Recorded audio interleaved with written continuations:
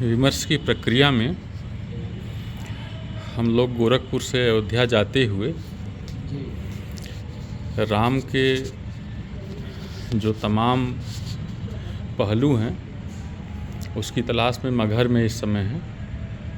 और जैसे कबीर के राम, इस पर साहित्य में बहुत विमर्श है।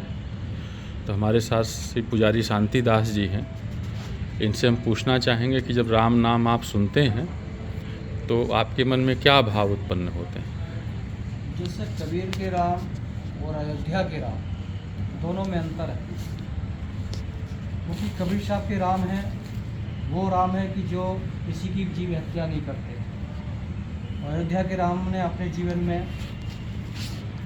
अनेकों कार्य किए। कबीर साहब ने कहा भी अपने जीवन काल में, एक राम दशरथ का बेटा, एक राम घट में लेटा, एक राम जगत पसारा, संतों का राम जग से न्यारा। कबीर साहब उस राम की बात करते हैं कि जो पूरी सत्ता को चलाता है और सबके हृदय में बसा है, रमने वाला राम और सबको चलाने वाला राम। कबीर साहब के राम हृदय घट राम। जैसे कबीर पंथ में कबीर दास महाराज जी को भी ब्रह्म के स्वरूप माना जाता है। हाँ। कि उनका यहाँ पे अवतरण हुआ था। जी। तो एक जो राम का सार्वभौम निर्गुण स्वरूप है, उसी प्रकार कबीर दास जी का भी एक निर्गुण स्वरूप है जी। और उसका यहाँ पे सगुण साकार स्वरूप में अवतरण हुआ है।